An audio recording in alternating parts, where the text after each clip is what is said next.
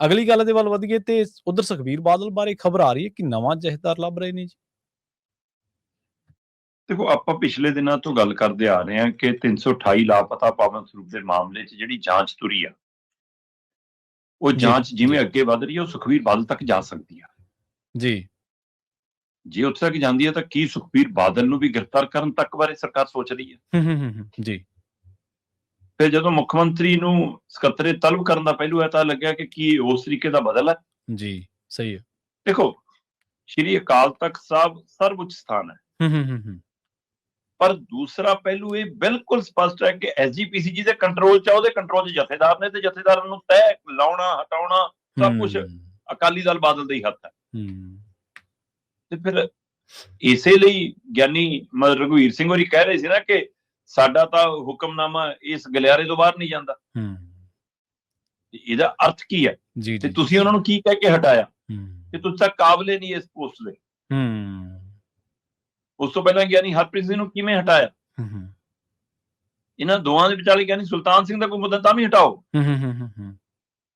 ਤੇ ਇਸ ਲਈ ਤੁਸੀਂ ਇਹ ਦੱਸ ਰਹੇ ਸੀ ਕਿ ਅਸੀਂ ਲਾਉਂਦੇ ਹਾਂ ਤਾਂ ਅਸੀਂ ਹਟਾਉਂਦੇ ਹਾਂ, ਸਾਡੇ ਅਨੁਸਾਰ ਚੱਲੋਗੇ ਤਾਂ ਠੀਕ ਹੈ। ਇਸੇ ਚੋਂ ਚਰਚਾ ਆਈ ਕਿ ਜਿਸ ਤਰੀਕੇ ਕਰਨਾ ਲਿਆਂਦਾ ਗਿਆ, ਜਦ ਗਿਆਨੀ ਕੁਲਦੀਪ ਸਿੰਘ ਗੜਗਾਜ ਨੂੰ ਲਿਆਉਣ ਤੇ ਹੀ ਸਵਾਲ ਖੜੇ ਹੋਏ, ਉਹਨਾਂ ਨੂੰ ਉਹਦਾ ਸੰਭਾਲਣ ਤੇ ਹੀ ਸਵਾਲ ਖੜੇ ਹੋਏ। ਪਰ ਨਵਾਂ ਪਹਿਲੂ ਹੁਣ ਇਹ ਉੱਭਰ ਰਿਹਾ ਕਿ ਕੀ ਸੁਖਬੀਰ ਬਾਦਲ ਤੇ ਧਾਮੀ ਯਾਨੀ ਕੁਲਦੀਪ ਸਿੰਘ ਗੜਗਾਜ ਦੀ ਕਾਰਗੁਜ਼ਾਰੀ ਤੋਂ ਖੁਸ਼ ਨਹੀਂ? ਸਹੀ ਹੈ। ਕੀ ਉਹਨਾਂ ਨੇ ਇਹਨਾਂ ਦੇ ਦਿਸ਼ਾ ਨਿਰਦੇਸ਼ਾਂ ਤੋਂ ਬਾਹਰ ਜਾ ਕੇ ਕੁਝ ਕਰ ਲਿਆ?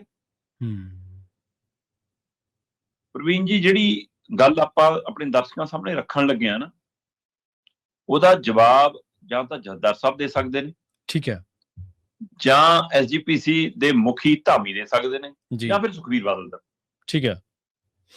ਪੰਥਕ ਗਲਿਆਰਿਆਂ ਚੋਂ ਸ਼੍ਰੋਮਣੀ ਕਮੇਟੀ ਦੇ ਘਰੋਂ ਹੁੰਦਿਆਂ ਹੋਇਆਂ ਅਕਾਲੀ ਦਲ ਦੇ ਵਿਹੜੇ ਚੋਂ ਇਹ ਗੱਲ ਨਿਕਲ ਰਹੀ ਹੈ ਕਿ ਅਕਾਲੀ ਦਲ ਬਾਦਲ ਧਿਰ ਚਾਹੁੰਦਾ ਸੀ ਕਿ ਸਿੱਟ ਦੇ ਮਾਮਲੇ 'ਚ FIR ਜਿਹੜੀ ਹੋਈ, ਸਿੱਟ ਦੀ ਜਾਂਚ ਬਣੀ, ਇਹ ਸਾਰੀ ਪ੍ਰਕਿਰਿਆ ਹੋਈ, ਇਹਦੇ ਵਿੱਚ ਸਪੀਕਰ ਸਾਹਿਬ ਨੂੰ, ਹਰਜੋਤ ਬੈਂਸ ਨੂੰ, ਨਿੱਜਰ ਹੋਰਾਂ ਨੂੰ, ਇਹਨਾਂ ਨੂੰ ਤਲਬ ਕਰਕੇ ਕਿਹਾ ਜਾਵੇ ਤੁਸੀਂ ਸਿੱਖ ਲੀਡਰ ਹੋ, ਇਹਨਾਂ ਨੂੰ ਤਲਬ ਕੀਤਾ ਜਾ ਸਕਦਾ, ਇਹਨਾਂ ਨੂੰ ਸਮਝਾਇਆ ਜਾਵੇ ਕਿ ਸਰਕਾਰ ਔਰ ਪੰਥਕ ਧਿਰ 'ਚ ਸ਼੍ਰੋਮਣੀ ਕਮੇਟੀ ਟਕਰਾਅ ਨਾ ਪੈਦਾ ਕਰੋ, ਇਹਨਾਂ ਨੂੰ ਬੁਲਾ ਲਓ।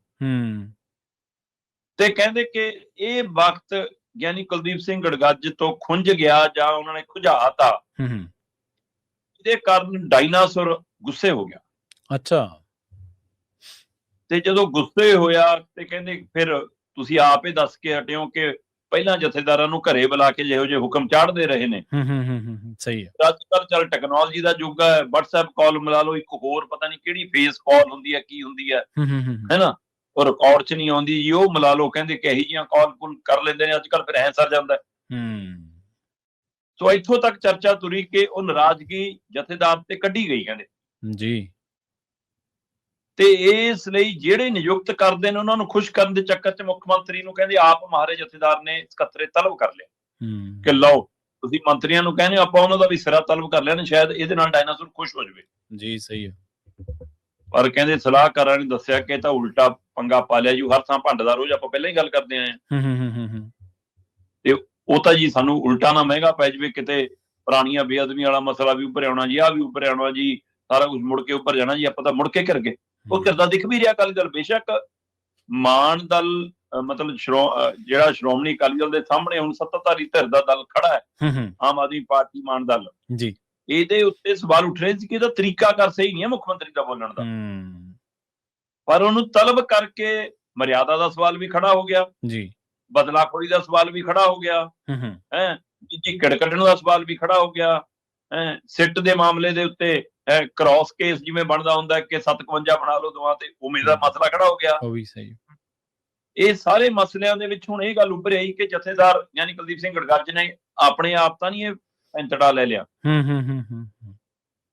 ਤੇ ਹੁਣ ਉਹਦੇ ਵਿੱਚੋਂ ਕਹਿੰਦੇ ਕਿ ਬਈ ਇਹ ਪ੍ਰਕਿਰਿਆ ਦੇ ਉੱਤੇ ਹੈ ਕਿ ਵੀ ਪਹਿਲਾਂ ਹੀ ਸੰਸਥਾਵਾਂ ਕਹਿੰਦੀਆਂ ਇਸ ਤਾਂ ਪਹਿਲਾਂ ਹੀ ਕਿਹਾ ਸੀਗਾ ਜੀ ਕਿ ਇਹਨੂੰ ਜੇ ਰੱਖਣਾ ਕੇਸਗੜ੍ਹ ਸਾਹਿਬ ਤੱਕ ਰੱਖ ਲਓ, ਅਕਾਲ ਤਖਤ ਸਾਹਿਬ ਤੋਂ ਇਹਨਾਂ ਦੀਆਂ ਸੇਵਾਵਾਂ ਸਮਾਪਤ ਕਰੋ, ਤੇ ਪਰ ਕਹਿੰਦੇ ਕਿ ਕੋਈ ਸੁਹਿਰਦ ਬੰਦਾ ਲੱਗਣ ਲਈ ਤਿਆਰ ਨਹੀਂ ਅਜੇ ਤੱਕ ਜੀ ਜੀ। ਪਰ ਬਾਦਲ ਦਲ ਨੇ ਨਵੇਂ ਜਥੇਦਾਰ ਦੀ ਭਾਲ ਸ਼ੁਰੂ ਕਰ ਦਿੱਤੀ ਹੈ। ਇਹ ਜੋ ਕੁਝ ਜੇ ਘਟਨਾਕ੍ਰਮ ਵਾਪਰਿਆ ਤਾਂ ਇਹਦੇ ਬਾਰੇ ਜਥੇਦਾਰ ਸਾਹਿਬ ਜਾਂ ਧਾਮੀ ਸਾਹਿਬ ਜਾਂ ਫਿਰ ਸੁਖਬੀਰ ਬਾਦਲ ਹੀ ਦੱਸ ਸਕਦੇ ਆ ਜੀ ਕਿ ਇਹ ਕੀ ਇਹਦਾ ਜਵਾਬ ਦੇਣ ਉਹ ਆ ਕੇ, ਕਿਉਂਕਿ ਮੀਡੀਆ 'ਚ ਗੱਲ ਨਿਕਲ ਤੁਰੀ ਆ ਕਿ ਇੱਥੋਂ ਤੱਕ ਸਥਿਤੀ ਆ ਗਈ। ਦੂਸਰੇ ਪਾਸੇ ਬੀਬੀ ਜਗੀਰ ਕੌਰ, ਬੀਬੀ ਕਰਨਜੋਤ ਕੌਰ, ਕੁਝ ਹੋਰ ਮੈਂਬਰ, ਉਹਨਾਂ ਸਾਰਿਆਂ ਨੇ ਇਕੱਠਿਆਂ ਹੋ ਕੇ ਜਥੇਦਾਰ ਦੇ ਖਿਲਾਫ ਸ਼ਿਕਾਇਤ ਕੀਤੀ ਹੈ ਕਿ ਇਹਨਾਂ ਨੇ ਮਰਿਆਦਾ ਭੰਗ ਕੀਤੀ ਹੈ ਜੀ। ਇਹ ਤਾਂ ਉਹ ਜਿਹੜਾ ਬੰਦਾ ਦਾੜੀ ਮੁੰਨ ਦਾ ਕੇਸ ਕੱਟਦਾ ਉਹਨੂੰ ਬੁਲਾ ਲਿਆ ਜੀ, ਕੱਲ ਉਹਨੂੰ ਤਨਖਾਹ ਕਿਵੇਂ ਲਾ ਸਕਦੇ ਹੋ ਜੀ। ਉਹਨਾਂ ਨੇ ਇਸ ਆਧਾਰ ਤੇ ਜਥੇਦਾਰ ਨੂੰ ਹਟਾਉਣ ਦੀ ਮੰਗ ਕੀਤੀ ਹੈ ਕਿ ਉਹਦੀ ਆੜ ਲੈਣਗੇ, ਜੇ ਉਹਦੀ ਆੜ ਲੈਣਗੇ ਫਿਰ ਉਹ ਧਿਰ ਵੱਡੀ ਹੁੰਦੀ ਹੈ ਜੀ ਜੀ। ਹੁਣ ਇਹ ਵੀ ਇਹਨਾਂ ਲਈ ਚੁਣੌਤੀ ਹੈ, ਤੇ ਜੇ ਨਹੀਂ ਹਟਾਉਂਦੇ ਤਾਂ ਆਪਣਾ ਪੰਗਾ। ਕਿਤੇ ਤਾਂ ਸੋਚ ਕੇ ਲਿਆਂਦਾ ਸੀ ਕਿ ਫਕਰੇ ਕੌਮ ਮਿਲੂਗਾ, ਸਹੀ ਗੱਲ, ਕਿਤੇ ਨਵੇਂ ਤਗਮੇ ਹੋਰ ਮਿਲਣ ਲੱਗ ਪਏ। ਸੋ ਇਸ ਲਈ ਅਕਾਲੀ ਦਲ ਬਾਦਲ ਇੱਕ ਵਾਰ ਫਿਰ ਆਪਣੇ ਆਪ ਨੂੰ ਘਿਰਿਆ ਮਹਿਸੂਸ ਕਰ ਰਿਹਾ, ਤੇ ਉਸ ਘਿਰੇ ਹੋਈ ਪ੍ਰਕਿਰਿਆ ਚੋਂ ਜਥੇਦਾਰ ਨੂੰ ਬਦਲਣ ਦੀਆਂ ਗੁੰਦਾਂ ਗੁੰਦੀਆਂ ਜਾਣ ਲੱਗੀਆਂ। ਸ਼ਰਮਾ ਜੀ, ਤੁਹਾਡੇ ਨਾਲ ਖਬਰਾਂ ਤੇ ਚਰਚਾ ਕਰਦਿਆਂ, ਵਿਸ਼ਲੇਸ਼ਣ ਕਰਦਿਆਂ ਬਹੁਤ ਪੰਥਕ ਮਾਮਲਿਆਂ ਬਾਰੇ ਬਹੁਤ ਆਲਾ ਦਰਜੇ ਦੀ ਜਾਣਕਾਰੀ ਮਿਲੀ ਹੈ। ਪਿਛਲੇ 10 ਸਾਲਾਂ ਤੋਂ ਆਪਾਂ ਇਹਨਾਂ ਵਰਤਾਰਿਆਂ ਨੂੰ ਦੇਖ ਰਹੇ ਹਾਂ। 10 ਸਾਲਾਂ ਤੋਂ ਵੱਧ ਸਮੇਂ ਤੋਂ, ਚਲੋ 2012, 13, 14 ਤੋਂ ਇਹ ਪ੍ਰਕਰਨ ਸ਼ੁਰੂ ਹੋਏ ਨੇ। ਜਥੇਦਾਰ ਗੁਰਬਚਨ ਸਿੰਘ ਹੁੰਦੇ ਸੀਗੇ ਉਦੋਂ ਅਕਾਲ ਤਖਤ ਸਾਹਿਬ ਦੇ। ਉਸ ਤੋਂ ਬਾਅਦ ਕਾਰਜਕਾਰੀ ਜਥੇਦਾਰ ਲਾਇਆ ਗਿਆ ਹਰਪ੍ਰੀਤ ਸਿੰਘ ਜੀ ਨੂੰ। ਉਸ ਤੋਂ ਬਾਅਦ ਜਥੇਦਾਰ ਗੜਗੱਜ ਜੀ ਆਏ ਨੇ। ਇਸੇ ਦਰਮਿਆਨ ਆਪਾਂ ਪਹਿਲਾਂ ਵੀ, ਇਹਨਾਂ ਤੋਂ ਪਹਿਲਾਂ ਇੱਕ ਹੋਰ ਜਥੇਦਾਰ ਸੀ ਰਘਬੀਰ ਸਿੰਘ ਜੀ, ਉਹ ਵੀ ਸ਼ਾਇਦ ਕਾਰਜਕਾਰੀ ਹੋਏ ਸੀਗੇ, ਹਨਾ। 4 ਸ਼ਖਸੀਅਤਾਂ ਦੇ ਬਾਰੇ ਆਪਾਂ ਵਿਸ਼ਲੇਸ਼ਣ ਕਰ ਰਹੇ ਹਾਂ, ਖਬਰਾਂ ਦੇਖ ਰਹੇ ਹਾਂ ਲਗਾਤਾਰ। ਮਸਲਾ ਇੱਕ ਸ਼ਖਸੀਅਤ ਕਿਵੇਂ ਫੈਸਲੇ ਲੈਂਦੀ ਹੈ ਉਹਦਾ ਨਹੀਂ ਹੈ, ਮਸਲਾ ਅਸਲ ਦੇ ਵਿੱਚ ਸਿਧਾਂਤਕ ਪਹਿਰੇਦਾਰੀ ਤੇ ਅੜੀ ਹੋਈ ਹੈ ਗੱਲ ਤਾਂ ਸਾਰੀ।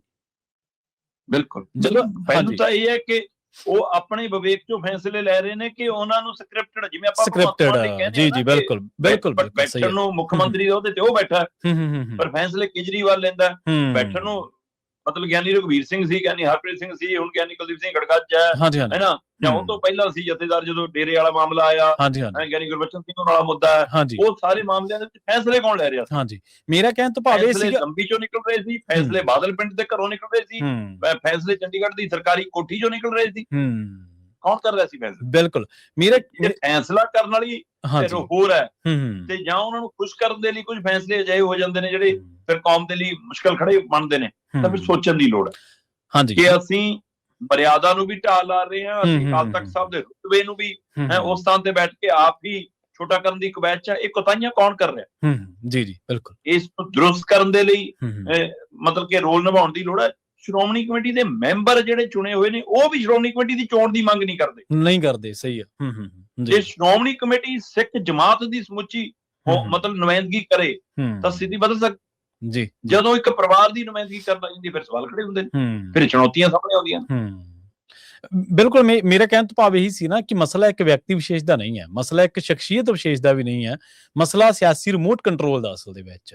ਤੇ ਉਹਦੀ ਜੜ ਲੱਭਣ ਦੀ ਥਾਂ ਤੇ ਆਈ ਵਾਰੀ ਉਹ ਗੁਣਾ ਕਿਸੇ ਦੇ ਉੱਤੇ ਪਾ ਕੇ, ਕਿਸੇ ਨੂੰ ਦੋਸ਼ ਲਾ ਕੇ ਉਹਨੂੰ ਬਦਲ ਦਿੱਤਾ ਜਾਂਦਾ, ਉਸ ਤੋਂ ਬਾਅਦ ਕਿਸੇ ਹੋਰ ਨੂੰ ਲਿਆਂਦਾ ਜਾਂਦਾ। ਬਸ ਆਪਾਂ ਦੇਖਦੇ ਹਾਂ ਬਾਅਦ ਦੇ ਵਿੱਚ ਉਸ ਬੰਦੇ ਦੀ ਕਿਰਦਾਰਕੁਸ਼ੀ, ਉਸ ਸ਼ਖਸੀਅਤ ਦੀ ਕਿਰਦਾਰਕੁਸ਼ੀ ਵੀ ਕੀਤੀ ਜਾਂਦੀ ਹੈ, ਜਿਹੜੀ ਕਿ ਬਿਲਕੁਲ ਮਾੜੀ ਗੱਲ ਹੈ, ਨਹੀਂ ਕਰਨੀ ਚਾਹੀਦੀ ਕਿਸੇ ਵੀ ਤਰੀਕੇ ਦੇ ਨਾਲ। ਪ੍ਰਵੀਨ ਜੀ, ਜੀ ਜੀ, ਜੇ ਮਤਲਬ ਸਿਆਸਤ ਦੇ ਉੱਤੇ ਧਰਮ ਦਾ ਕੁੰਡਾ ਹੋਵੇ ਤਾਂ ਉਹ ਮਾੜਾ ਨਹੀਂ, ਪਰ ਉਹ ਧਰਮ ਦਾ ਹੋਵੇ, ਕੱਟੜਵਾਦਤਾ ਦਾ ਨਹੀਂ। ਜੀ ਜੀ ਜੀ, ਸਹੀ ਹੈ। ਅੱਜ ਵਾਲੀ ਦਿੱਲੀ ਵਾਲੇ ਪਾਸੇ ਦੇਖ ਲਓ, ਕਹਿਣ ਨੂੰ ਲੋਕਤੰਤਰ ਦਾ ਰਾਜ ਹੈ, ਪਰ ਕੱਟੜਵਾਦਤਾ ਫੈਲਾ ਰਹੇ ਨੇ, ਬੜੀ ਯੋਜਨਾ ਤਹਿਤ ਘੱਟ ਗਿਣਤੀਆਂ ਨੂੰ ਜਿਵੇਂ ਨਿਸ਼ਾਨੇ ਤੇ ਲਿਆ ਹੈ ਨਾ। ਇਸ ਲਈ ਅਕਾਲੀ ਦਲ ਉਹ ਜਮਾਤ ਸੀ ਜਿਹਨੇ ਮਤਲਬ ਧਰਮ ਦੀ ਅਗਵਾਈ ਲੈ ਕੇ ਤੁਰਨਾ ਸੀ। ਸਹੀ, ਬਿਲਕੁਲ। ਪਰ ਉਹ ਧਰਮ ਨੂੰ ਅਗਵਾਈ ਦੇਣ ਲੱਗ ਪਏ, ਅਸੀਂ ਚਲਾਵਾਂਗੇ ਧਰਮ ਨੂੰ ਆਪਣੇ ਅਨੁਸਾਰ। ਜੀ ਜੀ, ਸਹੀ ਹੈ। ਮਸਲਾ ਹੀ ਇੱਥੇ ਖੜਾ। ਇੱਕ ਦਿਨ ਤੁਸੀਂ ਉਹ 4 ਥੰਮਾਂ ਦੀ ਵੀ ਜ਼ਿਕਰ ਕੀਤੀ ਸੀ ਨਾ, ਵੀ ਅਕਾਲੀ ਦਲ ਦੇ ਸਿਆਸਤ ਦੇ 4 ਥੰਮ ਕਿਹੜੇ ਸੀ, ਮੈਨੂੰ ਚੰਗੀ ਤਰ੍ਹਾਂ ਯਾਦ ਆ ਉਹ ਚੀਜ਼।